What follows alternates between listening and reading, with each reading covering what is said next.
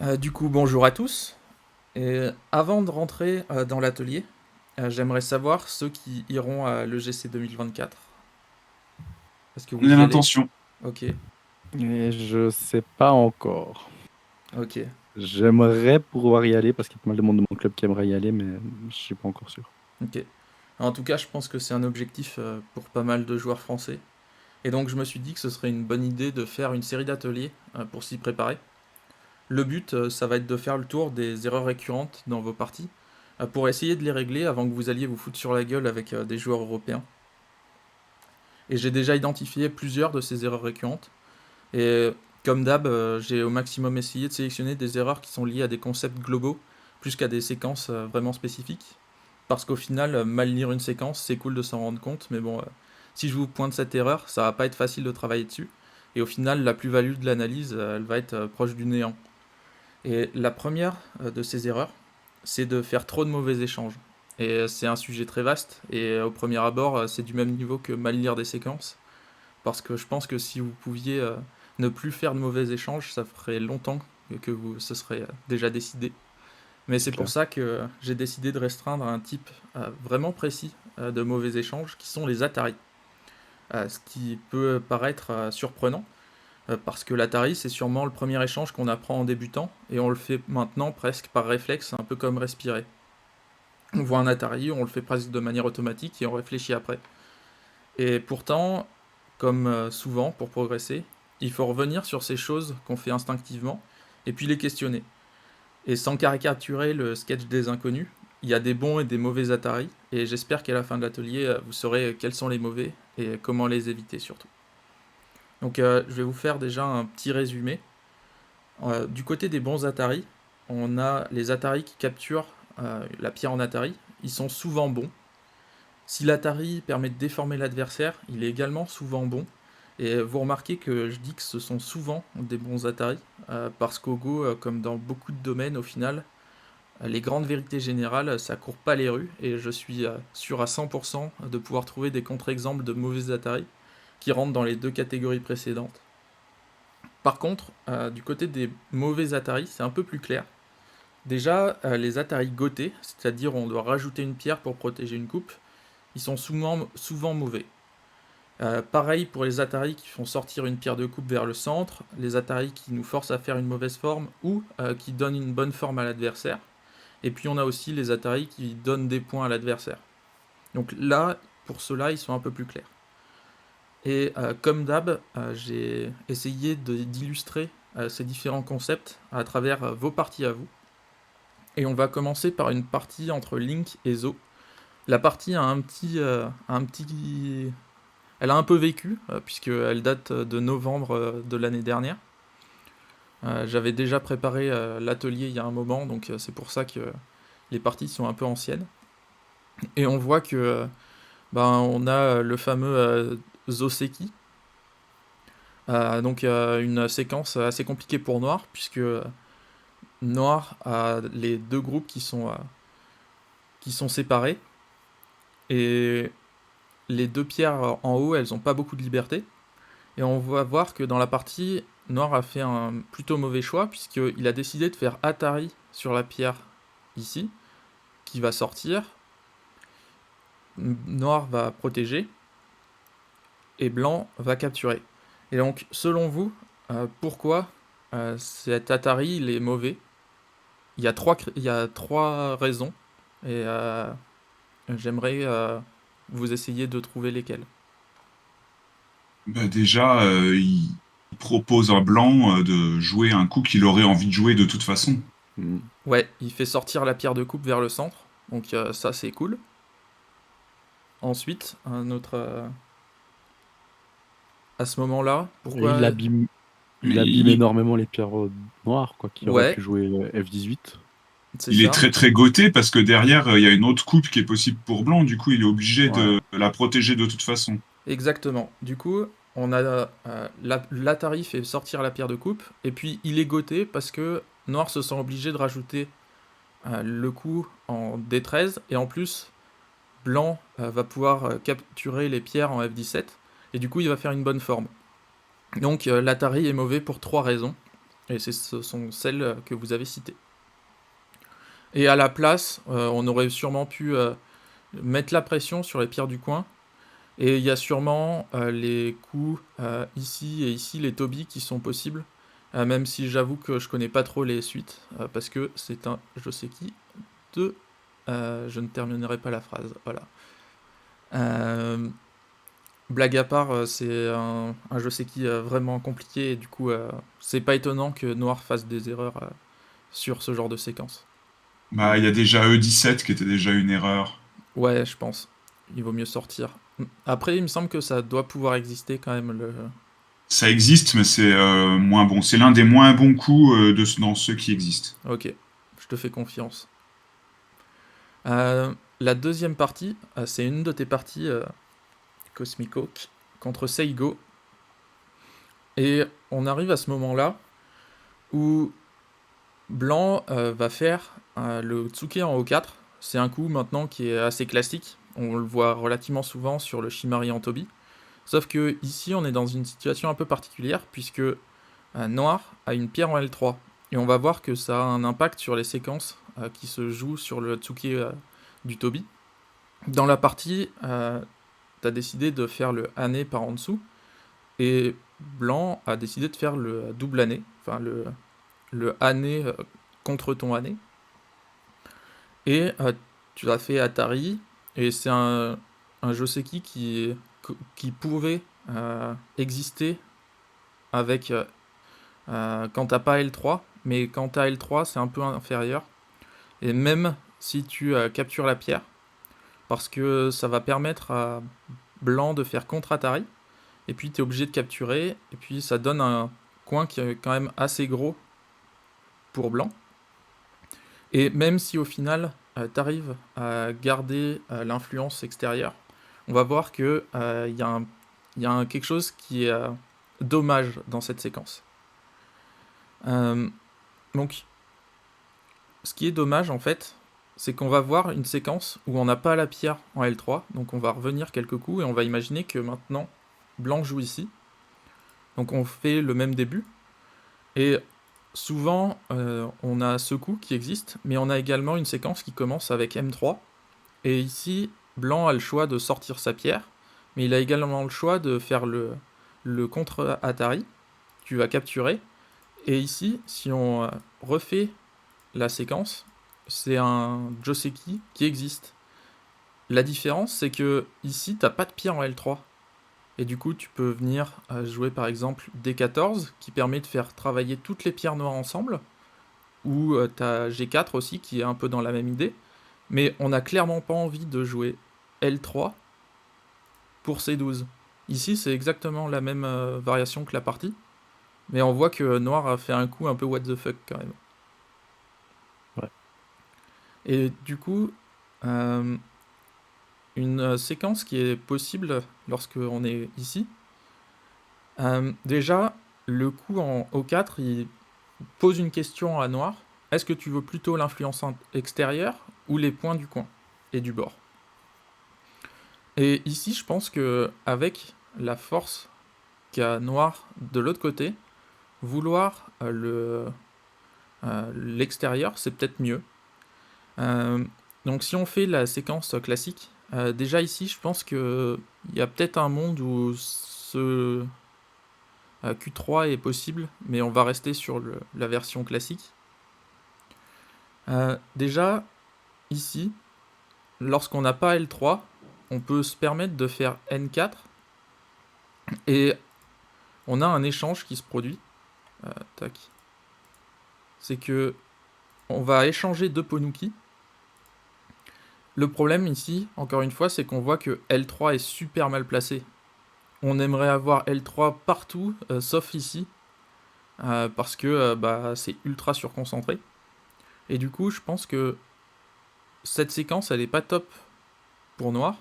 Et du coup, on peut peut-être imaginer de jouer R3, bloquer l'accès au coin. Et ici, pour Blanc, si on essaye de sortir de manière trop simple, le pipe en N2, il est vraiment embêtant pour la forme de Blanc. Peut-être qu'on va être obligé de rajouter un coup comme ça, mais ça va donner plein de coups senté à noir, et ça va sûrement être difficile de vivre à l'intérieur, mais même si on arrive à vivre, ça va donner plein de coups senté pour noir, qui va avoir une influence giga strong vers l'extérieur. Et de cette manière, en fait, ça va être très difficile d'envahir le bord droit.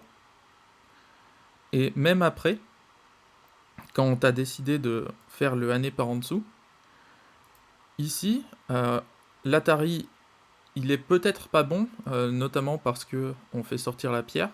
Et puis, avec la présence de la pierre en L3, on peut avoir un autre plan, qui est de faire l'autre Atari, donc de forcer blanc à connecter.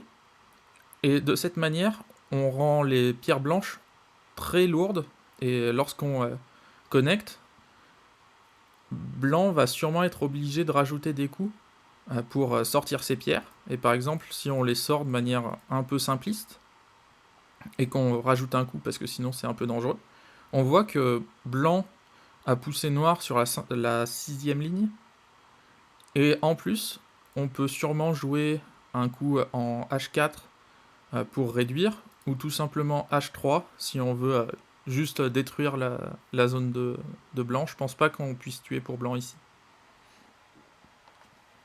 Est-ce que c'est clair jusque-là? Ouais, super. Ok, du coup on va pouvoir attaquer la 3ème partie. Tac.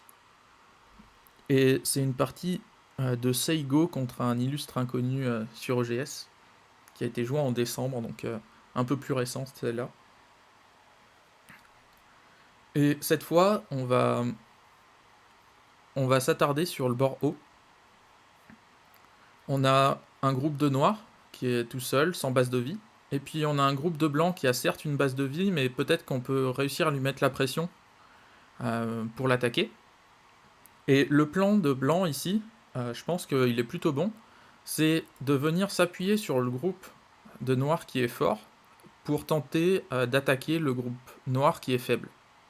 Et donc on a une séquence de double année qui est jouée. Et noir ici décide de faire Atari. Selon vous, est-ce que c'est un bon ou un mauvais Atari?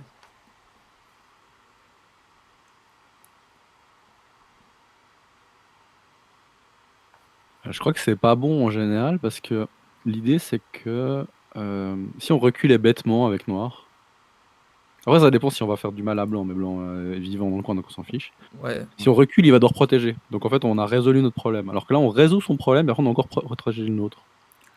Alors, je pense que l'Atari, il est ok, celui-là, parce que en fait, on force blanc à faire un angle vide, et puis dans tous les cas, il y a très peu de chances pour qu'on fasse cet Atari-là. Ok? Parce que ici, si on fait cet Atari-là, on va être obligé plus ou moins de sortir, sinon l'Atari, il aura servi à rien. Et puis, blanc va pouvoir faire Atari et sortir. Donc ça paraît être un super résultat pour blanc, je pense, puisqu'il est vivant dans le coin, et on va sortir, noir va sortir, et on va pouvoir se renforcer des deux côtés. Donc je pense que cet Atari-là, il n'est pas foncièrement mauvais. Peut-être qu'on peut s'en passer, mais peut-être aussi que blanc va trouver un moyen un peu plus élégant d'essayer de régler ses problèmes. Et du coup, peut-être que il y a des séquences un peu plus compliquées. Et ça, je pense que c'est ok comme Atari.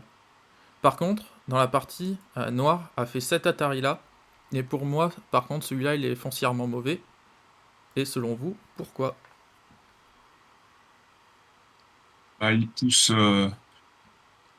blanc vers le groupe faible. Ouais, il fait sortir la pierre de coupe en plus vers le centre. Et puis, effectivement, le groupe de noir, il est faible. Et on a l'impression de renforcer blanc vers ce groupe faible. Et ensuite, Noir a 2 soucis à gérer. ouais, il y a une coupe ici. Et dans la partie, noir décide de s'occuper de cette coupe-là. Et dans la partie, blanc a décidé de faire cet échange-là. Noir a fait cet échange et puis est sorti. Voilà. Et pour moi, ici, blanc a fait une erreur qui Oui. a permis à Noir de s'en sortir. En fait, au lieu de faire Atari, on peut simplement reculer, un peu comme l'idée que tu avais tout à l'heure, Bidada. Mhm. Et on va plus ou moins forcer Blanc à, à s'occuper de son problème, donc la pierre de coupe. Et puis maintenant, on peut faire Atari. Parce que bah, ça nous permet de gagner de la force vers l'extérieur, et puis Blanc va capturer. Et puis maintenant, on peut sortir avec notre groupe. Donc on n'a pas trop de soucis. Et je pense que quand Noir a fait Atari ici, il s'est dit que le coup que Blanc allait faire, c'était ça. Et il a eu raison, puisque ça s'est passé comme ça dans la partie. Le problème, en fait, c'est que Blanc, ici, s'il se rend compte de l'erreur de Noir, il peut simplement faire le Toby en L13, et puis on peut pas vraiment sauver la pierre de coupe pour Noir, puisque on va avoir des soucis. On peut peut-être faire Atari là, connecter.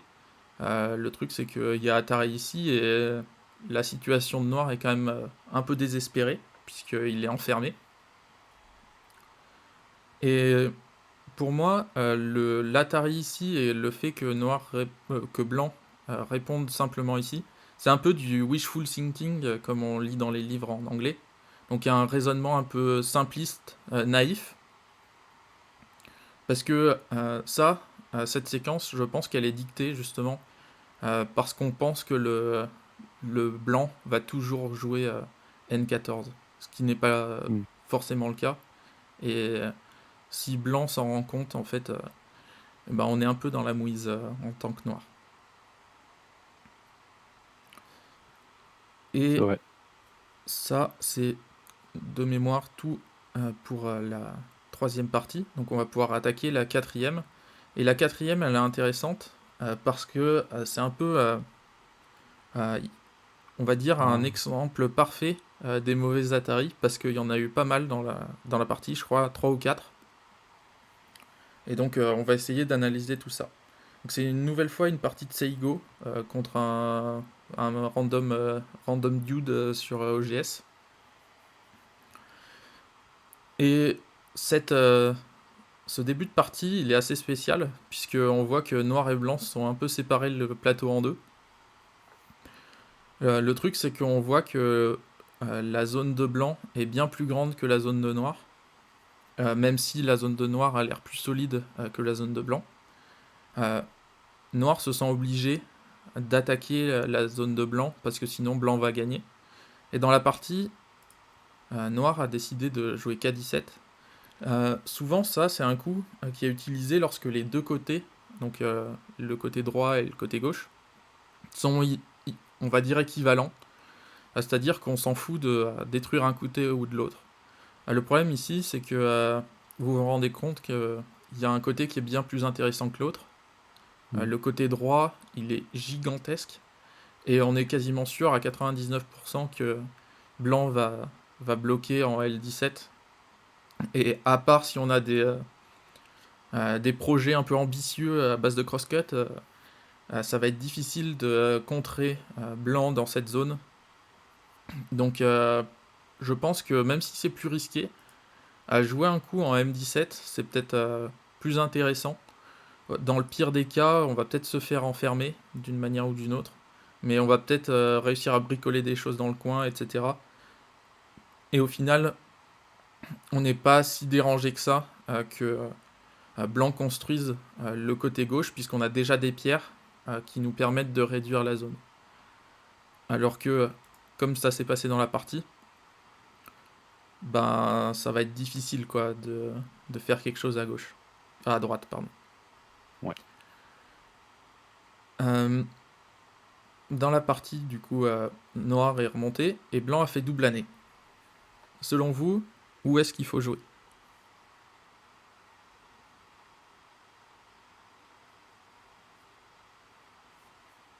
Eh ben, 16, euh, L16? F, F? ouais, partir de l'autre côté. Ok. mm, Le problème de F16, c'est peut-être qu'on laisse euh, blanc avoir un peu trop d'emprise sur le centre, je sais pas. Ou simplement jouer ça, peut-être que blanc est content. Je suis pas sûr à 100% pour celui-là. Vidada, ta proposition? C'était le année, du coup, extérieur. Ouais.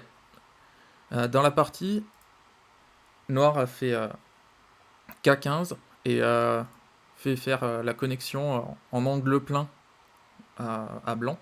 Et puis a fait Atari de l'autre côté. Et puis on pousse jusqu'au bout du monde. Et au final, on voit que la pierre en K15, elle est un peu abandonnée à son triste sort. On n'arrivera sûrement jamais à l'utiliser. Ce qui est assez dommage. Et ce qui est intéressant avec le Hané, c'est qu'on laisse plus ou moins le choix à blanc. Soit il décide de connecter solidement, et du coup on peut sortir, et on a moins renforcé blanc vers le centre, tout en se renforçant pour attaquer la pierre en G11. Soit on fait une séquence un peu comme dans la partie.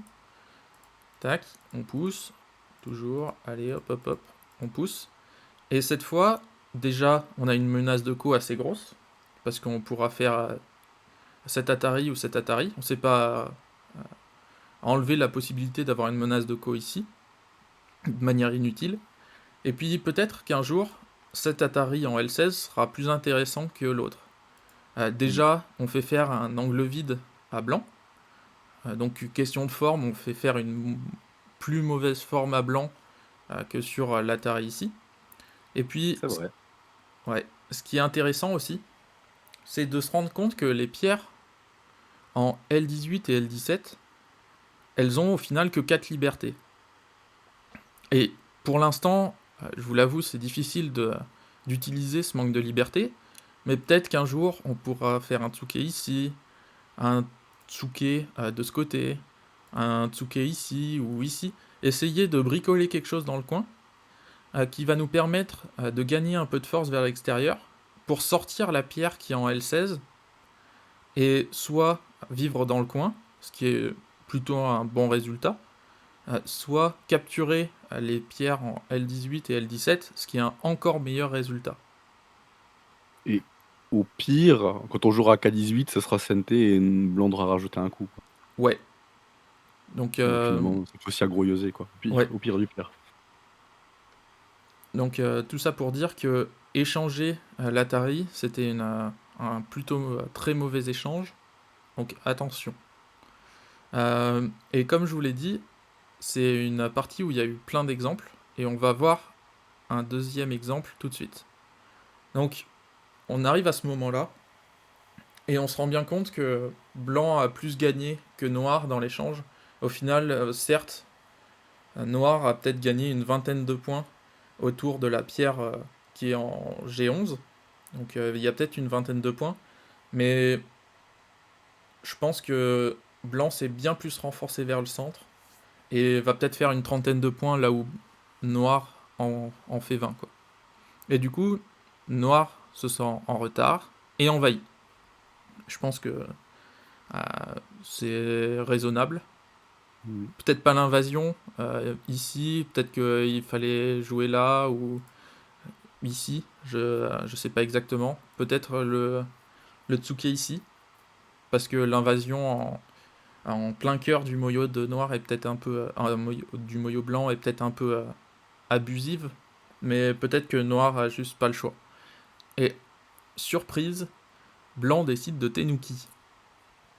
Je pense que c'est une très grosse erreur, puisque il profite pas du fait que noir est faible en plein milieu du moyo blanc. Et en plus, ça aussi pour moi c'est du wishful thinking, donc un raisonnement naïf. C'est que on se dit ici que blanc, en jouant Scous, dit ah c'est bon, noir va répondre. Sauf que bien sûr, noir va pas répondre.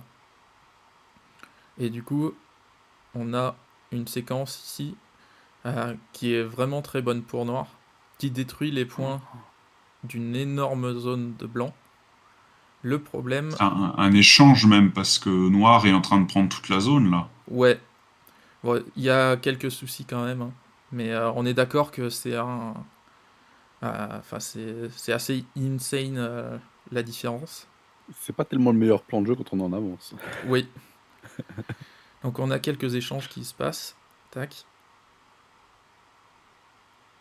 Et on a blanc qui coupe. Et on voit que la situation est un peu moins pire que ce que ça pouvait laisser penser au premier abord. Le problème ici, c'est que Noir fait cet échange. Salut Lancelot.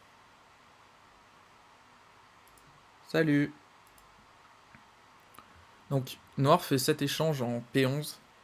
Et cet échange, il est vraiment pas bon.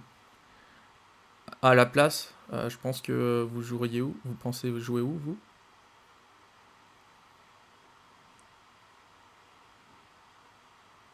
Place du coup blanc. Euh, Ici? Ah, À la place je du pensais coup que tu noir. voulais dire à la place de 84, tu voulais dire? Non, non, c'est à la place de... En tant que Noir Du ici, année? en tant que Noir ici, vous jouez où? Ah. Bah pareil qu'avant. C'est-à-dire? P13. Ouais. Ouais. En gros, on menace euh, enfin, on utilise la menace sans la jouer. Mm.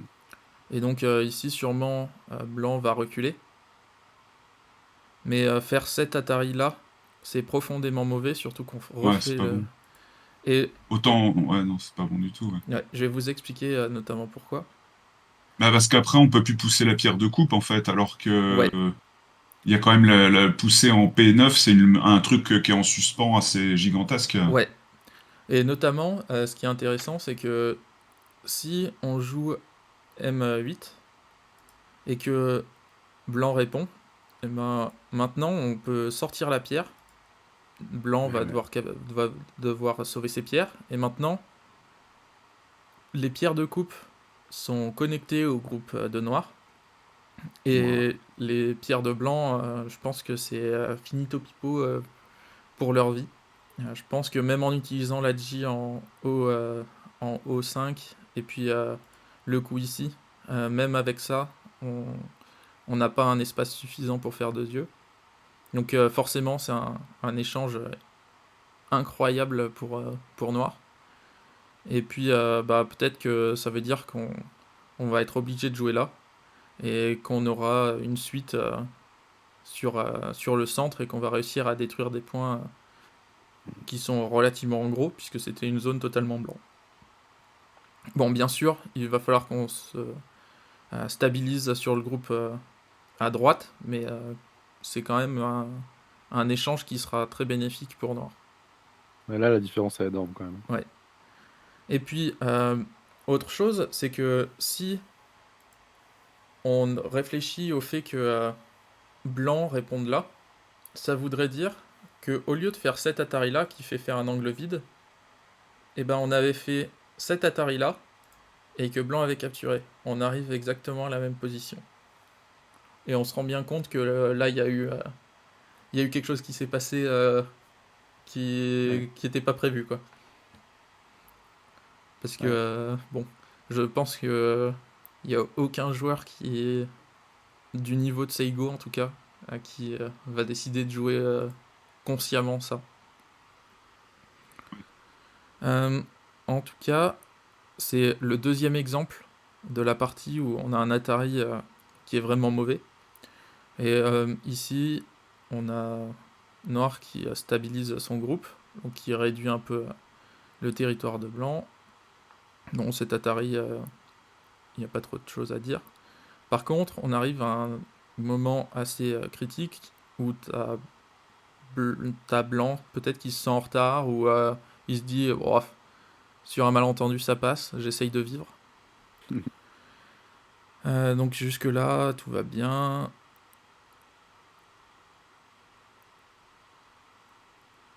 Je vais vite hein, mais là Blanc se rend compte qu'il va pas pouvoir vivre donc il cherche des problèmes à l'extérieur.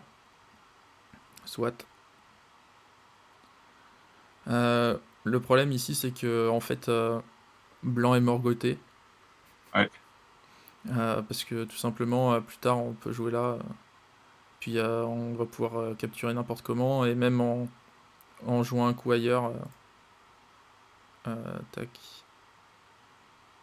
Et si blanc rajoute ce coup, bah, tac, tac, tac. Et c'est assez direct, quoi.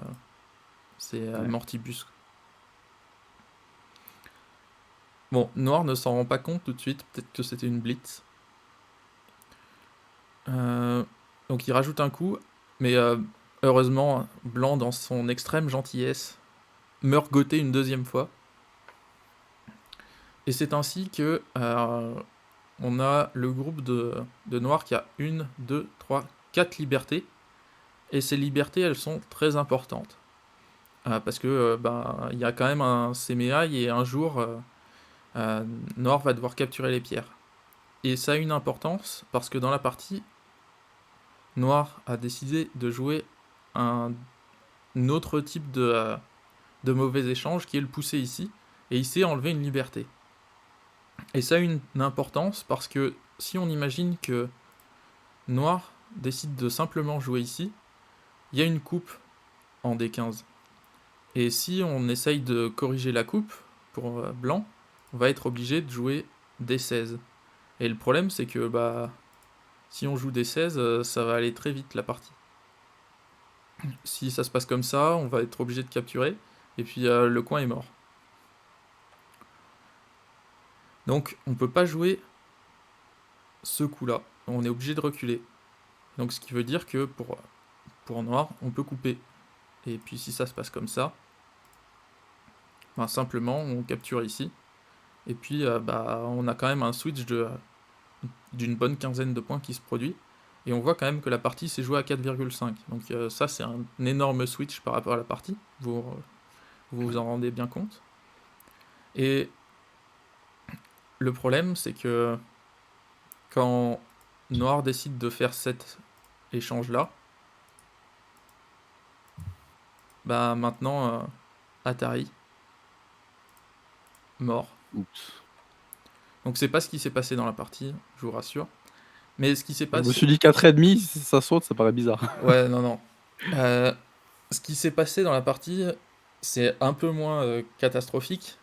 Mais en fait, noir a fait un Atari ici, un deuxième Atari ici, troisième, a coupé, Atari, et là il s'est rendu compte, ah merde, je peux pas, je peux pas capturer. Et du coup, il est revenu ici. Et, du coup, c'est bon, on n'est pas mort pour noir. Mais le problème, c'est que tous ces Atari là qui se sont produits, c'est des menaces de co énormes qui ont été gâchées. Selon vous, je vais revenir ici. À ce moment-là, combien il y a de menaces de co pour...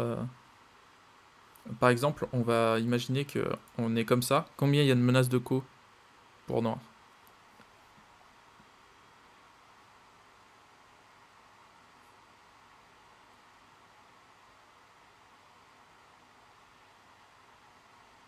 Sept. 4, je dirais. 7 carrément. Ouais. 7, c'est Attends, peut-être... j'ai compté les coups, pardon. Donc on divise par 2, 3,5. 4, on va dire. Ouais. J'ai compté les coups, je faisais 1, 2, 3. On Du met les coup, pierres. honneur Non. à celui qui a dit le plus gros chiffre. Des menaces de co, c'est où? Alors là, on en a une au milieu, là, ouais. C'était moi qui ai dit le plus grand chiffre? Ouais. Ok. Là, une, j'ai 18, je dirais. Ouais. Donc je réponds. Voilà. Ensuite, on a... je pense qu'on peut faire J18. Ouais, je réponds. On peut faire J19. Ouais, je réponds. Et je pense qu'on peut... On a encore deux, en vrai. On a E18. E19.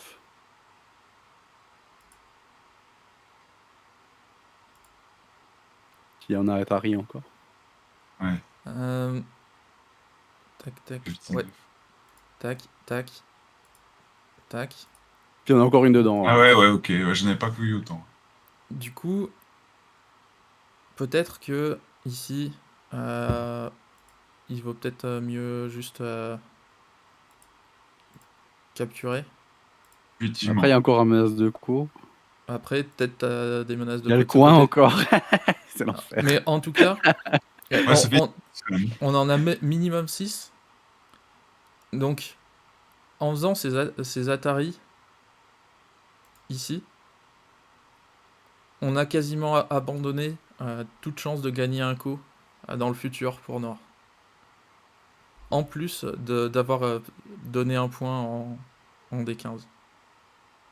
Donc, on pourrait se dire que bah, c'est pas grave, j'ai utilisé que 2 coups SNT, mais en fait, derrière, on a gaspillé 6 menaces de co. Et je sais pas, j'ai pas regardé la suite de la partie, je sais pas s'il y a eu un co, mais on se rend bien compte que il y a eu un problème lorsqu'on donne autant de menaces de co à l'adversaire comme ça. Ouais. On se rend pas forcément compte, je pense, pendant la partie, ce genre de truc, mais Ouais, c'est vrai que là, quand on le voit comme ça et qu'on se dit: «Ouais, mais regarde le nombre de menaces qui est perdu». Si en 2 points, ça change pas énorme. On a perdu peut-être 1 ou 2 points dans l'histoire, ouais. mais Enfin, en termes de non, menaces, c'est vrai que c'est monstrueux. on n'a pas perdu de points. En fait, ici, si ça se passe comme ça, si on compte les points qu'il y a à partir de la ligne en D, enfin colonne D et H, on a 1, 2, 3, 4, 5, 6, 7, 8, 9. On a 9 points. Et puis, bah, au final, si on fait... bon, il y a toujours 9 points ici. Parce que D'accord. à chaque fois que Blanc a rajouté un coup dans la zone, on en a rajouté un également. Donc ça fait 1, 2, 3, 4, 5, 6, 7, 8, 9. Il y a exactement le même nombre de coups. Enfin, il y a le même nombre de points. Donc ça change rien niveau points. Par contre, en termes de menace de co, bah, ça change tout. Et puis, même sur les menaces de co, au final, à chaque fois que j'ai rajouté un coup, Blanc a rajouté un coup. Donc ça s'annule, quoi. Il y a le même nombre de points. Donc voilà, c'est la fin de l'atelier pour moi. Je vais quand même vous faire un petit résumé, comme j'aime bien le faire, des différents points importants dans l'atelier. Donc ça va être le récap des bons et des mauvais Atari. Parmi les bons Atari, si on capture la pierre en Atari, ce sera souvent un bon Atari. Et si l'Atari également permet de déformer l'adversaire, on va dire que c'est souvent un bon Atari. Même si il y a certains contre-exemples à ces deux axiomes, on va dire. Par contre, pour les mauvais Atari, c'est un peu plus clair. Si l'Atari est goté, c'est-à-dire qu'on doit rajouter une pierre pour protéger une coupe, comme on l'a vu dans différents exemples, c'est quasiment tout le temps un mauvais Atari. Pareil pour les Atari qui font sortir une pierre de coupe vers le centre, les Atari qui nous forcent à faire une mauvaise forme ou qui vont en donner une bonne à l'adversaire, et les Atari qui nous font perdre des points, également ça va être des mauvais Atari. Voilà pour moi. Est-ce que vous avez des questions sur cet atelier? Moi, j'ai une question. Ouais, Il y a je sais pas si c'est un proverbe, mais je sais que MDZ en parlait souvent dans les vidéos. Hem, une histoire des 2 directions, en fait. Tu sais, si on peut faire Atari dans 2 possibilités et ouais, qu'il y en a pas une meilleure, faut pas faire Atari. ouais. Souvent effectivement, si deux Atari sont équivalents, il faut pas choisir. Parce que Mmh. peut-être que l'adversaire, enfin une position dans laquelle on va se trouver plus tard, va nous faire choisir un Atari plutôt qu'un autre. Ouais. OK. Et ben si c'est tout bon, on va pouvoir se quitter. Merci d'être venu.